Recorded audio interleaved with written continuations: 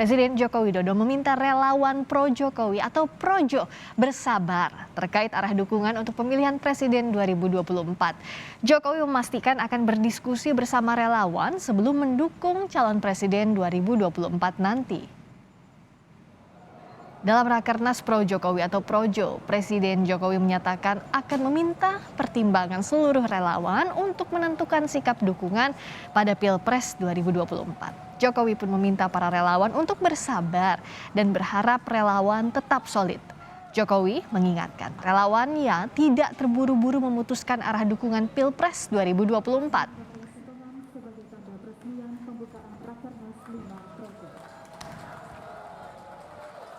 Yang ketiga, urusan politik ojo kesusu sik.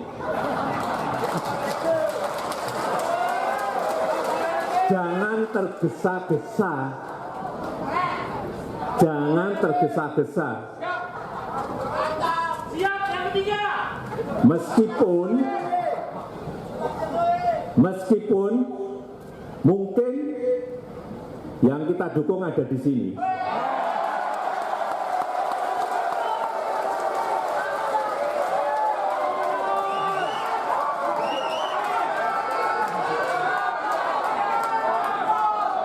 Sudah dibilang, jangan tergesa-gesa, ojo kesusu. Ini mau tergesa-gesa ini kelihatannya. Diselesaikan, baru kita masuk ke yang namanya nanti keputusan yang saya akan dengar dari Bapak Ibu semuanya.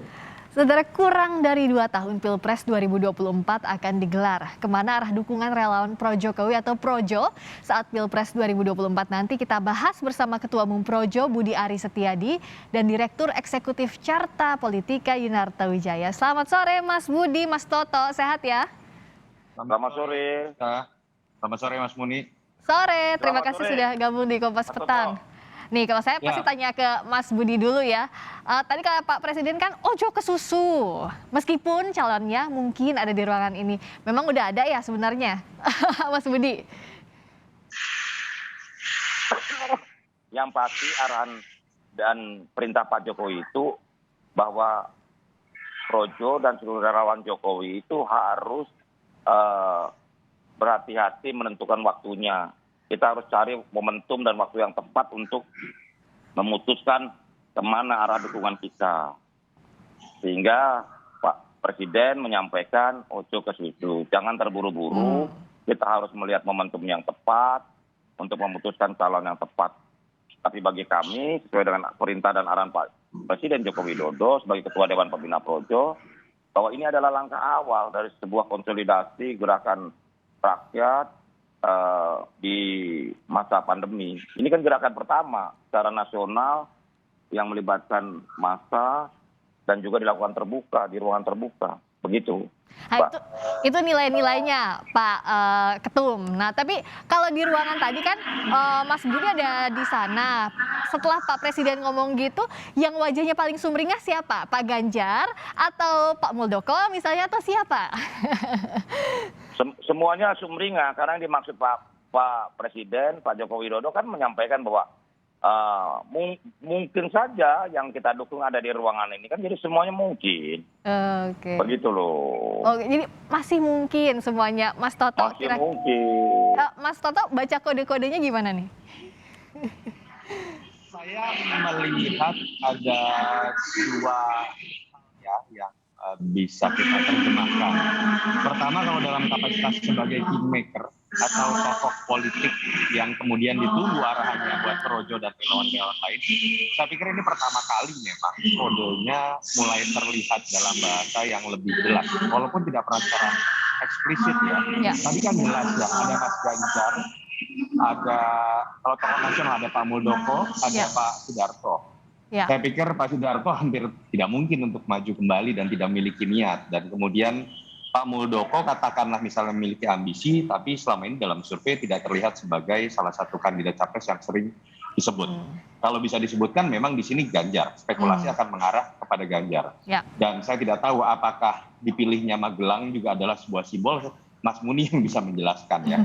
Tapi minimal ini kan sebenarnya secara output linear, katakanlah spekulasi mengenai Ganjar ini akan disebut sebagai penerus Jokowi, ini linear minimal dengan apa yang ada dalam rilis beberapa lembaga survei kredibel. Pertama, Ganjar sudah surveinya tertinggi, dan ketika ditanya brand association dari Ganjar, memang dia dianggap paling kuat menjadi penerus Jokowi dibandingkan dengan nama-nama lain.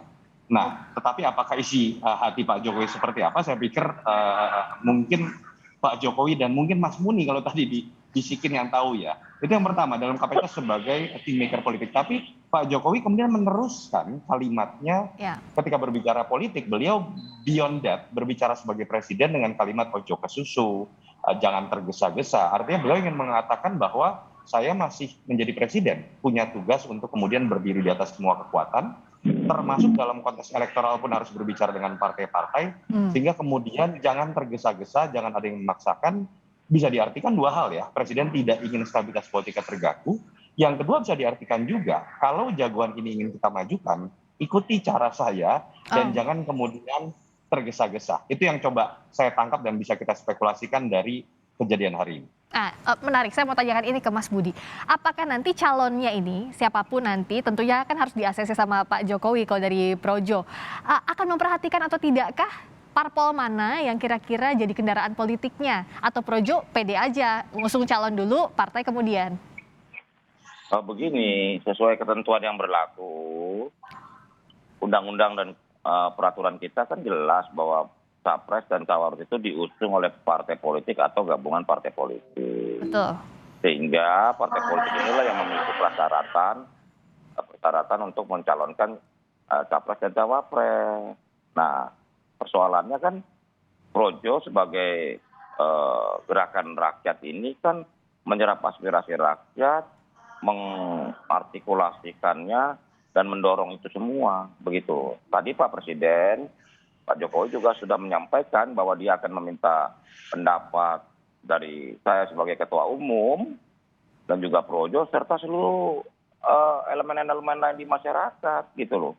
Jadi Pak Jokowi ini betul-betul akan mendengarkan apa yang menjadi pilihan rakyat. Karena bagi kita sadar betul Pak Jokowi ini selalu berpijak pada bahwa pilihan rakyat adalah pilihan Pak Jokowi. Itu keyakinan kita. Jadi Pak Jokowi ingin memilih yang menjadi pilihannya rakyat. Dan Projo sebagai organisasi masyarakat, relawan yang setia di garis rakyat, pasti mendukung itu semua. Begitu loh. Oke, tapi kalau dari Projo sendiri sebenarnya sudah membisikkan nama belum sih ke Pak Jokowi atau kasih proposal, Pak, kira-kira ini bukan yang jadi calon, bakal calon deh? Sampai hari ini, sampai saat ini kami belum memiliki nama-nama yang pasti untuk didukung menjadi capres maupun cawapres. Karena dalam bacaan politik kami di Projo, 2014 ini sangat berbeda dengan 2024. Karena orangnya beda, waktunya beda, pasti caranya beda.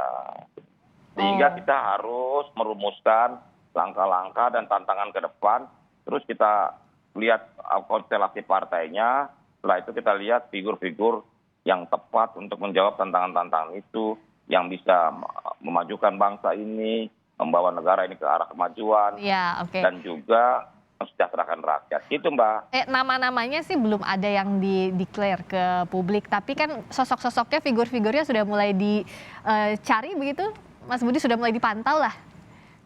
Ya pasti dong, kita kan organisasi yang selalu menyerap aspirasi rakyat. Tentu saja suara-suara dari warga, dari rakyat seluruh Indonesia kita serap. Daerah-daerah ini siapa yang bisa menjadi harapan kita semua untuk membawa bangsa ini ke arah gerak perubahan ini. Kan pemerintahan Pak Jokowi kan pemerintahan yang harus gerak perubahan. Jadi perubahan ini harus terus berlanjut dan juga pembaruan-pembaruan terus kita lakukan supaya bangsa ini makin jelas arahnya, makin terukur pencapaian-pencapaiannya begitu. Apa yang sudah dilakukan oleh pemerintahan Pak Jokowi ini kan sudah nyata, beberapa indikator menunjukkan hasil-hasil yang positif, sehingga keberlanjutan pemerintahan Jokowi itu harus terus dipastikan dipilih, didukung oleh segenap warga bangsa. Begitu loh. Saya tanya ke Mas Toto deh, kan banyak sekali variabelnya lah kalau bicara jelang 2024, tapi dari statementnya Pak Jokowi tadi saja misalnya Mas Toto, apa dampaknya misalnya ke popularitas ataupun bahkan elektabilitas bisa atau tidak ke salah satu calon, misalnya tadi yang ada di ruangan ada Mas Ganjar, ada juga Pak Muldoko lah ya yang sering disebut-sebut, antara dua itulah. Kalau Pak Sidarto kan tadi Mas Toto juga bilang kayaknya nggak mungkin untuk nyalon, gimana Mas Toto?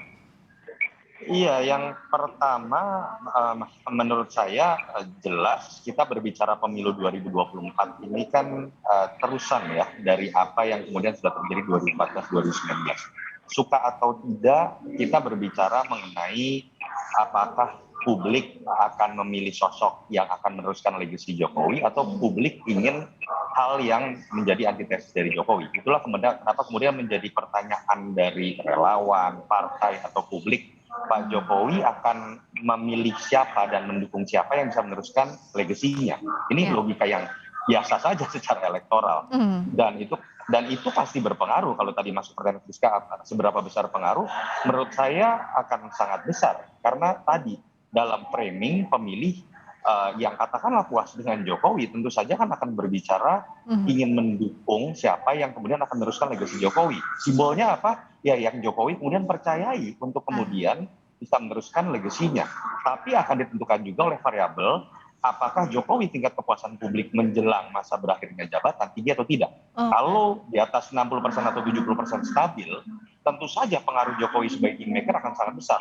Tapi sebaliknya kalau tingkat kepuasan publik rendah seperti yang dialami oleh Pak SBY pada menjelang akhir kepemimpinannya, peran beliau sebagai seorang kingmaker akan menjadi rendah. Itu yang menyebabkan Pak SBY tidak pernah kita lihat sebagai kingmaker di 2014, padahal dia sudah berkuasa 2 periode. Ini yang menurut saya jadi catatan yang sangat penting. Dan yang menarik juga, Friska, menurut saya adalah katakanlah kita berspekulasi betul tadi Pak Jokowi mulai memberikan sinyal ya secara implisit dengan gaya Jawanya kepada sosok tertentu. Ini menurut saya juga bukan hanya sinyal kepada relawan, tetapi juga mungkin sinyal terhadap partai-partai yang mungkin juga bertanya-tanya, partai-partai pendukung koalisi Jokowi, kemana sih sebenarnya arah dukungan Pak Jokowi sebagai kader PDIP, ataukah masih berkutat dengan 2 nama, masih bingung. Lalu kemudian dari partai-partai di luar PDI Perjuangan, nama siapakah yang akan dimajukan. Ini yang menurut saya sinyalemen kuat juga buat partai-partai mulai menduga secara kuat siapa sih yang Pak Jokowi saat ini jagokan. Dan kemudian menurut saya dengan simbol yang kuat ini, konstelasi di panggung belakang terkait dengan komunikasi antara presiden dengan partai atau antar partai pendukung koalisi Jokowi, itu akan mulai makin mengkerucut. Oke, simbol ini kan khasnya Pak Jokowi juga begitu ya, Mas Toto ya, menyampaikan sesuatu yang ditunggu-tunggu, termasuk juga ini statement pertamanya Pak Jokowi soal kira-kira kemana arah dukungan yang ditanya. Betul, jadi Friska kalau kita lihat kan sedikit ini kan berbicara Pak Jokowi sangat berhati-hati dan tidak pernah eksplisit ya. Jadi menurut saya sih nggak mungkin ada slip of tongue atau tanpa makna ketika beliau ada di sebuah acara yang pasti disorot di level nasional dan kebetulan di situ ada hadir sosok yang juga sering namanya disebut dalam capres, tapi kemudian ada slip of tongue sehingga kemudian diartikan salah. Saya melihat ini sebuah kesengajaan. Oke, karena ini kesengajaan, kita akan bahas di sesi berikutnya, termasuk juga bagaimana untuk menarik partai-partai. Karena kan bensinnya ini tidak ada artinya kalau nggak ada kendaraannya. Kita akan bahas di Kompas Petang sesaat lagi.